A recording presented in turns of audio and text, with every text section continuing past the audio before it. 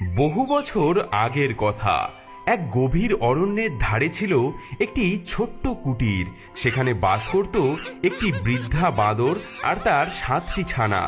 প্রতিটি মা যেমন তার সন্তানকে ভালোবাসে, সেরকমই বাঁদর মা প্রাণ দিয়ে ভালোবাসতো তার ছানাগুলিকে। কিন্তু সেই অরণ্যেই থাকতো এক হাড় গিলে ডাইনি, যে শুধু বাচ্চাদের খেয়ে বেঁচে থাকতো। বাছারা, আমাকে আজ বনে যেতে হবে। খাবার আনতে না গেলে আমরা দিন কাটাবো কেমন করে? কিন্তু মা, সেই ডাইনির কথা তুমি তো জানো, সে তো এই এলাকাতেই ঘুরে বেড়ায়। এই জন্যই তোদেরকে কিছু কথা বলে যাচ্ছি।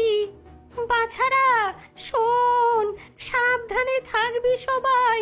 আমি বাড়ি না ফেরা পর্যন্ত কেউ যেন দরজা না খোলে।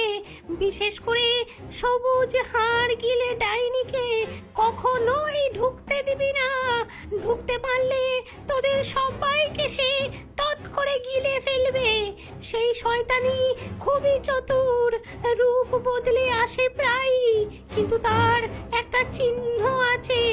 সবুজ হাড়ের কঙ্কাল শরীর আর ভয়ঙ্কর হেঁড়ে গলা। এই দুটো দেখলেই তোরা চিনতে পারবি। মা, আমরা খুব সাবধানে থাকবো, তুমি নিশ্চিন্তে যাও। ছানাদের মাথায় হাত বুলিয়ে বাঁদর মা বনের দিকে রওনা করল। কিন্তু সে জানতো না, গাছের আড়াল থেকে একজোড়া জ্বলন্ত লাল চোখ তাকে দেখছিল। সবুজ হাড় গিলে ডাইনি অনেক দিন ধরেই এই 7 বাঁদর ছানার ওপর নজর রাখছিল। আর আজ বাঁদর মা বাড়ি ছেড়ে যাওয়া মাত্র সে গভীর হাসি হাসল। কি সুন্দর 7 বাঁদর ছানা! এতদিন পর আমার ভোজের সময় এসেছে। বাঁদর মা চলে যাওয়ার কিছুক্ষণ পরেই কুটিরের দরজায় কেউ মৃদু টোকা দিল। অপরিচিত ভারী পায়ের শব্দ শুনে ছানাগুলো কাঁপতে লাগলো। বাছারা, দরজা খোল।